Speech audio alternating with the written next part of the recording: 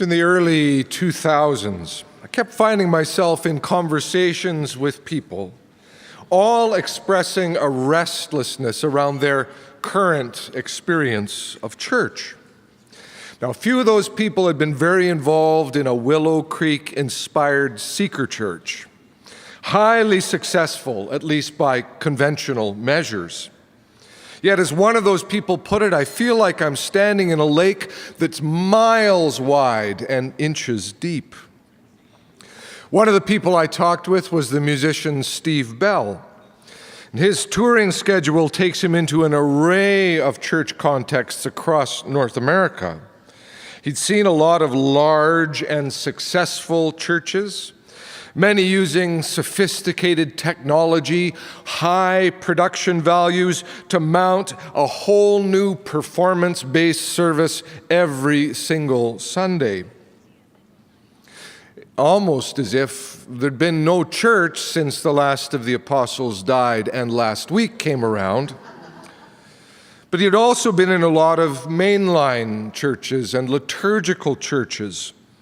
Solid little groups of people trying to be faithful and to sustain ministry, yet feeling themselves slowly aging out of viability. And so Steve said, I need a church with a past and a present and a future. Always struck me as a most insightful observation. At about the same time, I made the acquaintance of a fellow named Dirk Lang. Now, he will be known to some of the Lutherans here. Dirk had returned to Winnipeg after 20 years as a brother in the Taizé community. It was a discernment year for him, one that would eventually find him moving into theological studies, ordination in the Evangelical Lutheran Church, further studies, and finally his current position at Luther Seminary in St. Paul.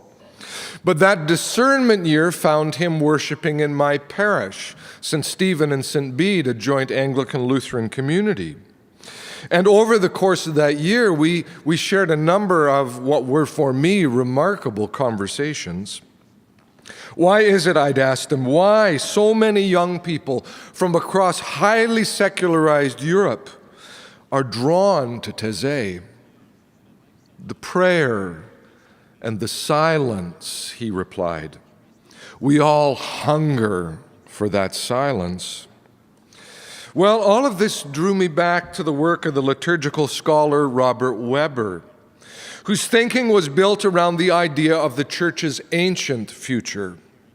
In Weber's view, we didn't need to create a new and entertaining production every Sunday. And in fact, in time, those new productions will wear thin. But we also can't rely on doing things the way we've been doing them since the 1950s, all the while wondering where all the younger people have gone.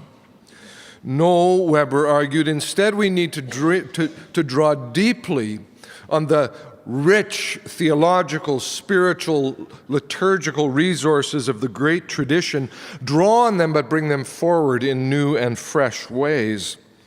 But what would that look like?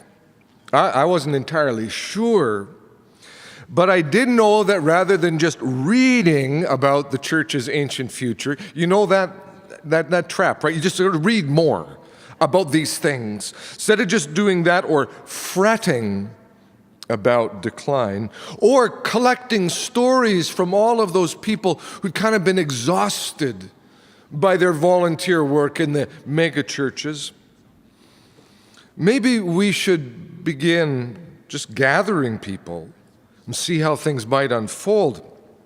So over the course of the spring of 2003, we had 5 Sunday evening gatherings. The very first with only 9 of us, including me and my musician friend Larry Campbell, who'd said he'd come along and play guitar for us. We were using a recently vacated church space, and from the beginning, we gathered for Eucharist. I wore vestments the first time we gathered, but realizing that a group of 9 people was really more like a house communion, the second Sunday, I didn't wear vestments. Where's his stuff? One of the younger women leaned over and asked Larry, "Doesn't seem right if he's not wearing his stuff." Lesson learned. And so over those 5 Sundays that spring, and then every Sunday over the fall of that year, we would test things out. What would I wear? Where would we place our musicians? How would we configure that? How would we administer communion? What sort of service order would we actually put in people's hands? Where would we build in the space and the silence that my friend Dirk said we were all longing for? And again, we found that the more we attended to the deep tradition, the more rooted and anchored people felt, and the more they were drawn. As I later said to John Longhurst in his Free Press column, we wanted to loosen the bolts on the great tradition, to give it new flexibility and play. And so, Sunday by Sunday, that's what we've done. We gather for Eucharist. We use a liturgy largely drawn from the Book of Alternative Services of the Anglican Church of Canada. We've simplified it a bit to make it less wordy. We've built in those spaces for silence. We've freed our musicians to create new music for the liturgy, but also to remind us how to sing the great hymnody as well. We use bread that you can actually chew. And our communion cups are bowls that make it impossible to take a dainty sip. And we never lose sight of the tradition. Just as the jazz improviser never loses sight of the core melody with which he or she is improvising, we seek to be anchored in something much older, much deeper, and much stronger than we ever could be on our own. And that has become the heart of St. Ben's. Thank you.